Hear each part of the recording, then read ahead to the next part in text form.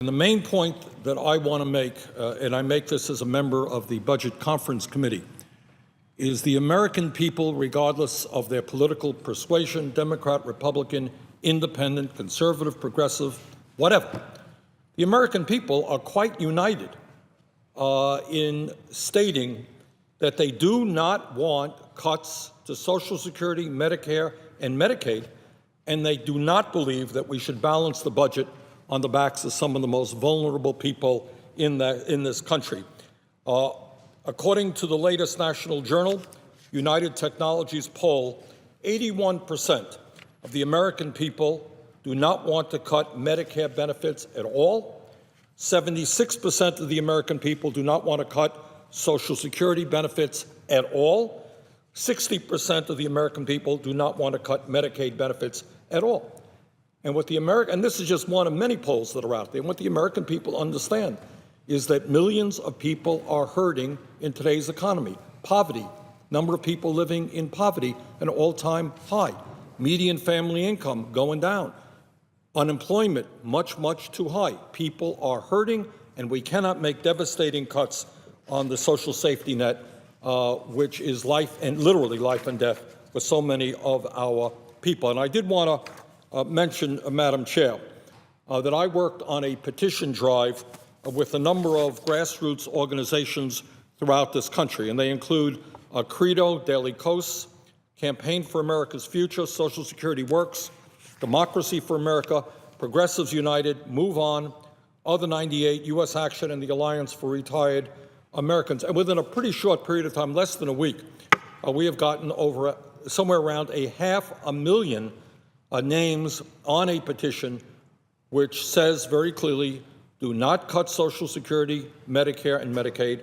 Do not balance the budget on the backs of some of the most vulnerable people in this country. And the other point that I would make when we talk about the budget is at the end of the day, people do believe that the deficit is too high. And we should be proud, by the way, in the last 4 years, we've cut the deficit in half, but it is too high. But what the American people also say that is what is much more significant to them is the economy and the fact that we have so many people who are unemployed. And I would just point out, as somebody who believes very strongly, and I speak as a former mayor of Burlington, Vermont, who believes absolutely that when your infrastructure, your roads and your bridges and your rail system is in need of enormous investment, where we can create millions of decent-paying jobs, rebuilding our crumbling infrastructure, that what the American people are saying is, yeah, we have got to create jobs. And I would just point out that according to a March 3rd, 2013 Gallup poll, 75% of the American people, including 56% of Republicans, 74% of independents, and 93% of Democrats support, and I quote, a federal jobs creation law that would spend government money for a program designed to create more than 1 million new jobs. So again, across, people say, well, we're divided in America. Well, you know what? In many ways, we're not quite so divided.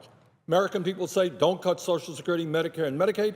The American people say the most important issue facing our country is creating jobs. They want the federal government to do that. In this body, we are divided. But among the American people on many of these issues, Republicans, Democrats, Independents, they're not quite so divided. I would also point out that when we talk about unemployment, an area that does not get anywhere near the kind of discussion that we need is youth unemployment in America. And I will tell you, Madam Chair, that as horrendous as unemployment is for anybody of any age, it is so terrible for the young people who are graduating high school and graduating college. What we say, all of us say to the young people in this country, don't stand on street corners, don't do drugs, go out and get a job, create a career, make it into the middle class. And yet, real unemployment for young people in this country, for youth in this country, is somewhere around 20%. 20%. Among African-American young people, it is over 40%. And I don't hear the discussion here in the Senate about the need to create the millions of jobs that our young people desperately need. So when they leave school, they can go out and create a career for themselves and make it into the middle class. And I worry very much about those young people who don't have that opportunity.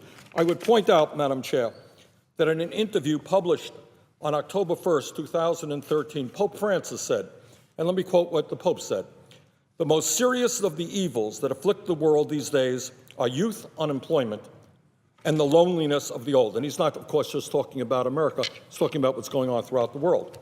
"The old need care and companionship. The young need work and hope, but have neither one nor the other. And the problem is they don't even look for them anymore." And I couldn't agree more. We cannot turn our backs on the elderly. We cannot cut Social Security and Medicare. We cannot turn our backs on the young people. They need to be able to be given the opportunity to have decent jobs and make a life for themselves.